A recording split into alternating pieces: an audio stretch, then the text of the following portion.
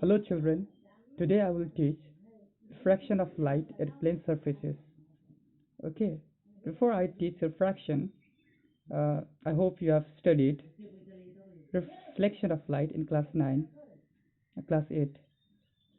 So let me tell you what is reflection and what is refraction. So they have a plane mirror like this, and this is a normal to this plane surface, and this is incident ray. Okay, so whenever the ray is incident on a plane mirror, plane polished surface, it returns to its same medium. This phenomena we call it reflection. And you have studied reflection of light from plane surfaces or plane mirrors and spherical mirrors in class 8. Now we will study refraction of light. So what is refraction of light? Refraction of light is slightly different. Again, we have a normal incident ray. In reflection of light, what is this angle? The angle between incident ray,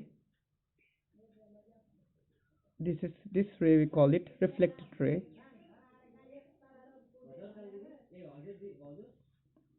okay, and the angle between incident and normal we call it angle of incidence I, and the angle between reflected ray and normal we call it angle of reflection R.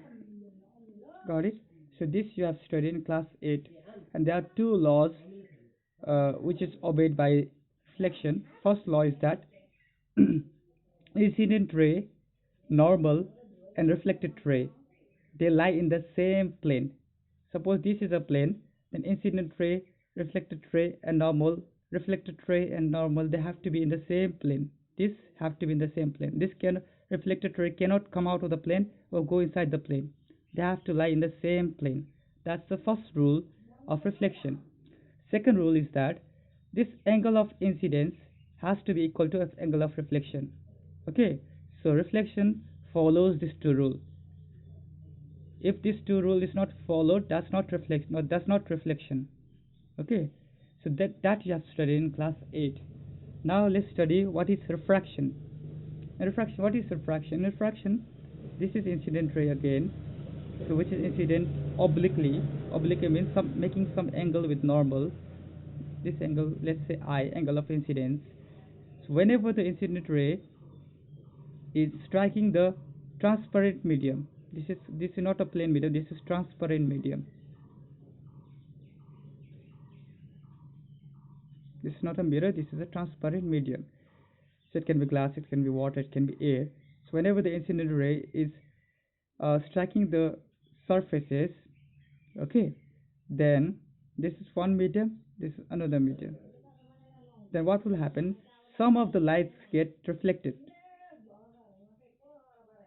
and some of the lights transmits through the medium, like this. Let me extend the normal, like this. Okay, so whenever this light ray, which is incident on these surfaces, gets transmitted and it changes its path. Okay, it changes its path. Let me draw nicely another one. This is normal, this is incident ray, and this is the actual direction of this origin direction of the incident ray. But after striking the surface, it either goes towards the normal or bends away from the normal. So it is changing its direction. So this phenomena we call it refraction.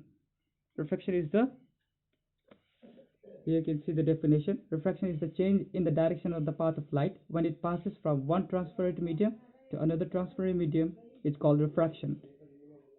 Reflection of light is essentially a surface phenomena. So here what is happening? It is obviously a surface phenomena. Only after striking the surface, the change in the path of light takes place. Understood? So there are two possibilities. Either it can bend towards the normal or bend away from the normal. We'll talk about that possibility later. This is called incident ray and this is called refracted ray. Either of these called refracted ray. The angle between incident ray and normal we call it angle of incidence. The angle between refracted ray and normal we call it angle of refraction. Simple. You understood what is refraction and you got the difference between refraction and reflection. Now we'll study refraction in details. But before that, you know that speed of light in air is 3 into 10 to the power 8 meter per second. Speed of light in air is 3 into 10 to the power 8 meter per second. This is the maximum speed. So as long as the light is traveling in air, the speed will remain constant. And the speed of light in glass is 2 into 10 to the power 8 meter per second, and the speed of light in water is 2.25 into 10 to the power 8 meter per second. So as long as the light travels in water, the speed will remain same. So as long as the light remains constant in a transparent homogeneous medium, okay, speed of light remains constant in a transparent homogeneous medium. So what is homogeneous? Homogeneous means if I say water, then it only consists of water molecules, then it is called homogeneous. It consists of only same molecules. Okay, so as long as there is no glass in there, the water will remain homogeneous. So that's what homogeneous medium means. So as long as the light travels in a homogeneous medium, the speed of light will remain same. But at different mediums, the speed of light changes. So how does it change? We know, we have studied in class 8, if the speed of light in a medium is less compared to the another medium, then the medium in which the speed of light is less, we call it optically denser medium. Okay, so speed of light measures the density, optical density of the medium.